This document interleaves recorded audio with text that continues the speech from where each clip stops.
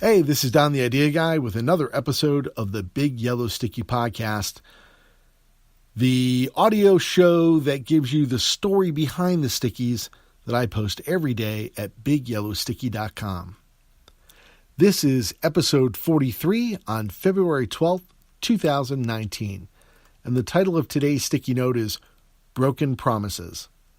The text on the note reads, "When was the last time you broke a promise to a customer?" And here's the thought behind it. It happens.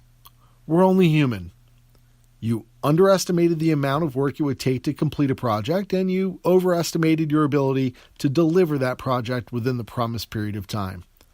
Now what do? What you don't do is hide from the problem or from the customer and hope it just goes away all by itself, because the problem will stay. It's the customer that goes away. Number one, the first one to bring it up wins. Think of it as a race to face the problem. If the customer brings it up first, as in they call you and ask where their delivery is, you lose.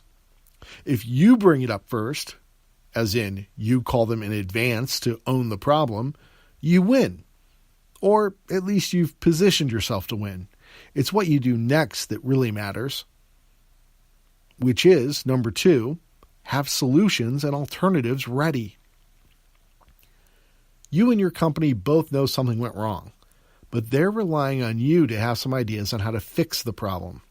Before you call them to own the mistake, come up with at least 3 alternatives for the next best options on where you go from here. But number 3, you say, what if it's their fault the promise had to be broken? The short answer is, see number 1 above.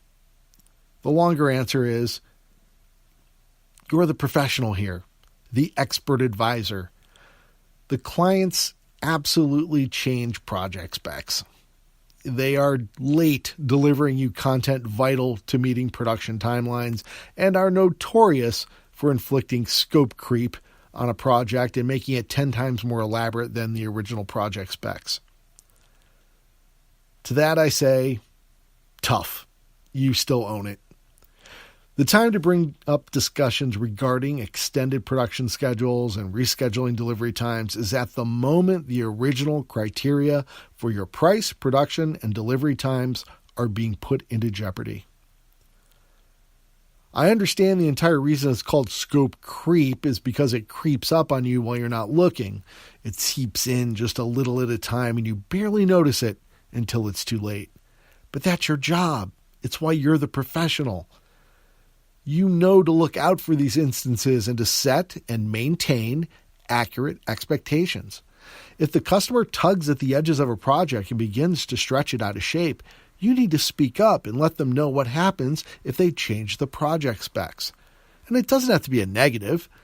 Just inform them of how the cost, production, and or delivery is impacted by the change they're asking for. And let the customer decide how important that change is to them. 90% of the time, they'll probably let go of the request because it really wasn't that important to them.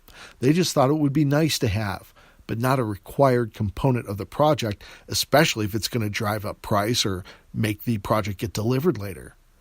The other 10% of the time, they'll consider the change and decide that it's important enough to pay more for the project or delay the production or accept a later delivery date because they need this new component as part of the finished project. The sooner you bring up possible deviations from original expectations, the easier they are to discuss with your customer. They will appreciate that you're looking out for the integrity of the project and keeping them on track. It's why they chose to work with a pro like you in the first place. Thanks for tuning in to this episode of the Big Yellow Sticky Podcast. If you'd like to receive a free email alert every time new content is posted, go to bigyellowsticky.com and click on the Get Sticky link. After you confirm your email address, you'll receive a daily update that includes a graphic of the brand new Post-it note that I drew in Sharpie by hand on a 3x3 yellow Post-it note just for you and the rest of the world that I share on bigyellowsticky.com, as well as a link to the inside scoop, the story behind the sticky, like you're listening to right now It'll be a link to that episode included in the email. Thanks for tuning in to today's episode.